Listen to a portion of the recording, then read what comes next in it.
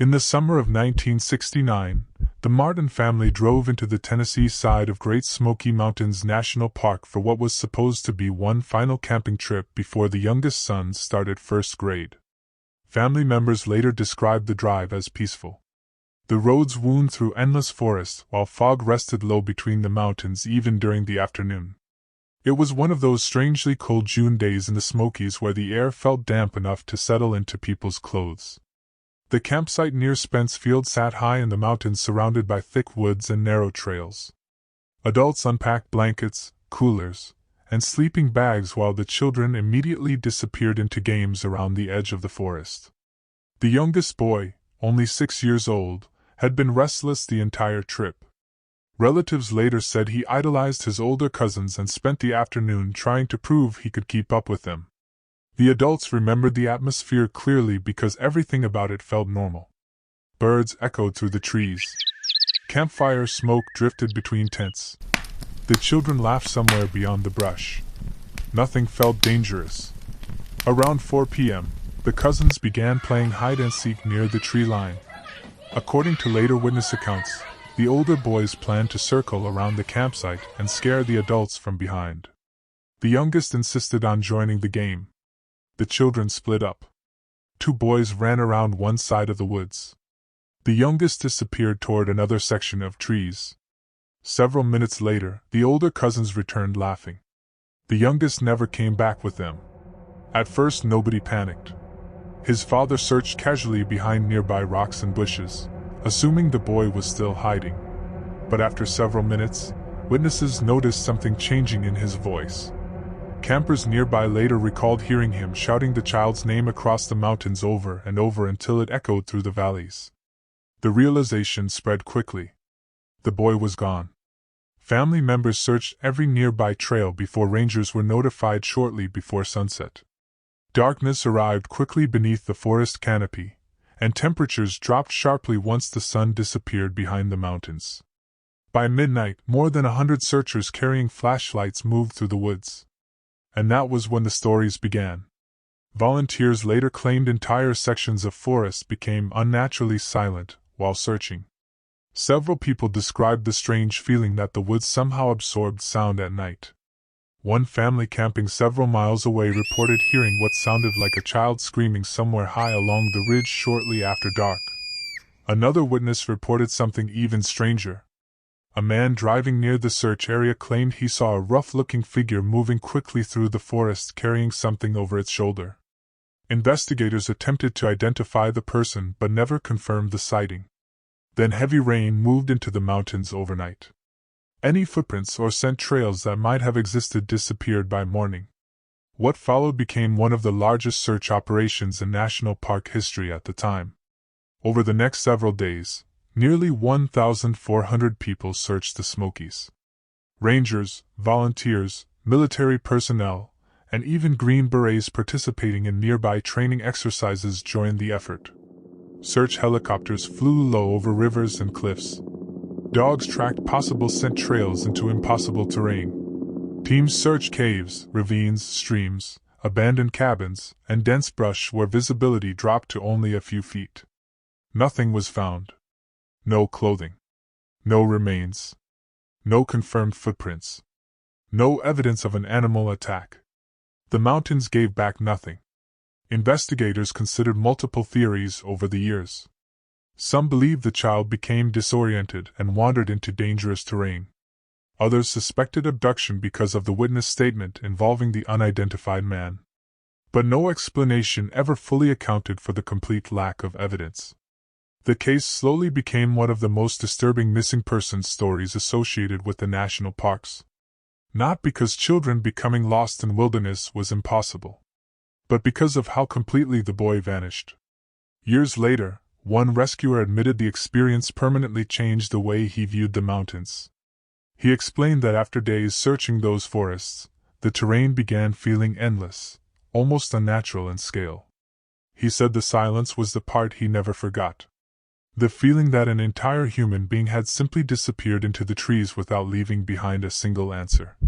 The case remains officially unsolved. In April of 2014, Two college friends arrived in Panama hoping the trip would feel like a reset before adulthood fully began. Both women had recently finished school and planned to spend several weeks traveling through Central America. Friends later described them as responsible, organized, and experienced enough to handle basic hiking trips. One of them had gone through a difficult breakup shortly before leaving home. According to people close to her, the vacation felt emotionally important. She wanted distance from routines, stress, and the feeling that life had suddenly become too serious too quickly. The women stayed in Boquete, a small mountain town surrounded by dense jungle and cloud forests. During daylight, the area looked beautiful enough to appear harmless. Tourists hiked the nearby trails almost every day, but locals often warned visitors about leaving marked paths. Fog moved through the mountains quickly. Rain turned trails dangerous within minutes. And once darkness arrived beneath the jungle canopy, visibility became nearly impossible. On the morning of April 1st, the women left town carrying a small backpack, water bottles, sunglasses, phones, and a digital camera. Witnesses later remembered seeing them smiling while walking toward the El Pianista Trail. Recovered photographs later helped investigators reconstruct the first part of the hike almost perfectly. The early images showed bright weather and relaxed expressions. The women posed near streams, crossed narrow paths, and stopped frequently to photograph the landscape around them. Nothing in the photos suggested fear or danger. The final daytime image was taken sometime near the summit area. After that photograph, everything changed.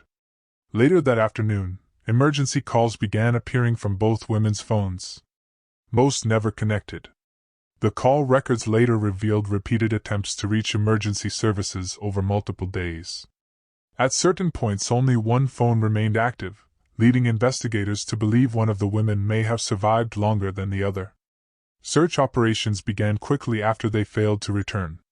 Volunteers, local guides, helicopters, and rescue teams moved through jungle terrain where visibility sometimes dropped below a few feet. The environment complicated everything.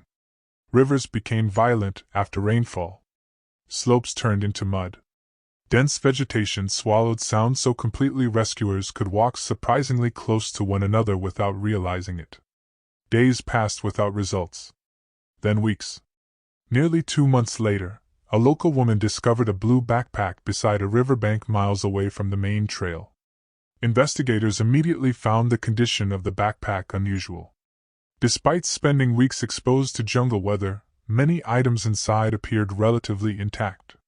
Phones, cash, sunglasses, passports, and the camera. The phones revealed patterns investigators described as deeply disturbing. Emergency calls placed repeatedly during daylight hours. Battery checks during the night. Long periods where the devices remained switched off, possibly to conserve power. But the camera became the detail that transformed the case into an international mystery. Investigators recovered over 90 nighttime photographs taken deep inside the jungle during the early morning darkness several days after the disappearance. Most images were illuminated only by the camera flash. The photographs showed wet rocks, tree branches, muddy slopes, darkness, torn plastic tied to sticks, and fragments of the surrounding jungle. One image appeared to show the back of one woman's head illuminated by flash photography in complete darkness. Another image showed what looked like makeshift markers arranged near rocks. Experts and online investigators spent years analyzing the photos frame by frame, searching for clues hidden in the background. Some believed the women used the camera flash simply to create light. Others believed they were attempting to signal rescuers or document their location. Partial remains belonging to both women were eventually discovered near rivers downstream from the hiking area, but investigators never fully reconstructed exactly what happened after the final daytime photograph. Some theories suggest the women became lost after moving beyond the marked trail. Others believe injury, panic, exhaustion, or environmental conditions slowly trapped them deeper inside the jungle. What continues haunting people about the case is how ordinary it looked in the beginning. Two friends smiling during vacation photographs beneath clear skies. Then emergency calls. Then darkness. Then photographs taken in the middle of the night that nobody has ever completely explained. On the night of February 24, 1978, 5 friends left a college basketball game in Northern California and began the drive home toward Yuba City. People who knew them later described the group as predictable in the best possible way. They followed routines carefully, stayed close with family, and rarely made impulsive decisions. That detail became important later, because nothing about what happened afterward made sense. The men had spent the evening attending a basketball game at California State University in Chico. Witnesses remembered them being excited because one member of the group had a basketball tournament scheduled the following morning. Family members later said he had already laid out his clothes before leaving home because he didn't want to oversleep. The game ended around 10 p.m. The friends stopped at a convenience store shortly afterward to buy snacks for the drive. Employees later remembered seeing them because they appeared completely normal. Relaxed, laughing, talking about the game. Nothing suggested fear, confusion, or conflict. Then, sometime during the drive home, the car left the main highway and began traveling deep into the Sierra Nevada mountains. Investigators still do not know why. The route made no sense. The men were unfamiliar with the area, and weather conditions had already become dangerous. Snow covered sections of the higher roads while freezing temperatures moved into the mountains overnight. Yet somehow the car continued climbing farther into isolated terrain. Several days later, a forest ranger discovered the vehicle abandoned on a remote mountain road near Oroville. The scene immediately confused investigators. The car was not badly damaged. It was not stuck beyond recovery. There was fuel remaining in the tank. One officer later admitted the vehicle could likely have been driven back down the mountain without much difficulty. Instead, the 5 men had left it behind. Search teams discovered footprints leading away from the vehicle and deeper into the snow-covered wilderness. The tracks suggested the group had walked together into freezing darkness sometime during the night. Nobody understood why.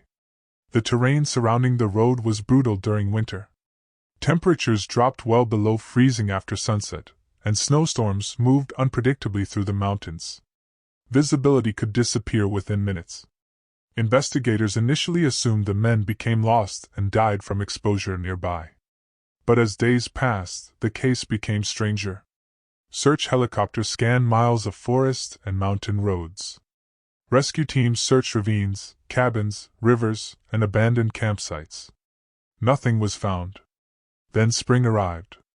As the snow slowly melted months later, investigators discovered a remote Forest Service trailer nearly 20 miles from the abandoned car. Inside they found the body of one of the missing men lying in a bed wrapped tightly in blankets. The condition of the trailer shocked investigators. Food supplies remained inside. Military-style emergency rations stored in the trailer could have kept several people alive for weeks. Matches, propane heating equipment, warm clothing, and survival materials were also available. Most had barely been used. Evidence suggested the man survived inside the trailer for nearly 2 months before dying. His beard had grown heavily. Significant weight loss indicated prolonged starvation. Someone had carefully wrapped him in sheets before leaving. Investigators believed at least one other member of the group reached the trailer alive and attempted to care for him. But eventually that person also disappeared back into the wilderness. Nearby, search teams later discovered the remains of another friend partially hidden beneath snow. 2 more bodies were eventually located miles away in rough terrain between the trailer and the abandoned car. The 5th man was never found. Not a trace. Over the years, investigators developed multiple theories attempting to explain the strange behavior that night. Some believed the group accidentally became lost after taking a wrong turn. Others suspected they may have encountered someone on the road and panicked. One witness later claimed he saw several figures with flashlights moving through the mountains that night, but the account was never fully verified. What disturbed investigators most was how irrational many of the group's decisions appeared. Why abandon a functioning vehicle? Why walk deeper into dangerous terrain instead of staying near the road? Why barely use the emergency supplies inside the trailer? And why did some members continue moving through the mountains after reaching shelter? The unanswered questions slowly transformed the case into one of America's strangest wilderness disappearances. Family members spent decades trying to understand what happened during those final hours in the Sierra Nevada. One relative later admitted she avoided mountain roads for years afterward because the story never stopped replaying in her mind. 5 men leaving a basketball game, buying snacks at a convenience store, driving home beneath ordinary winter skies, then somehow ending up alone in freezing wilderness surrounded by darkness and snow, walking farther and farther away from safety for reasons nobody has ever fully explained. The case remains partially unsolved to this day.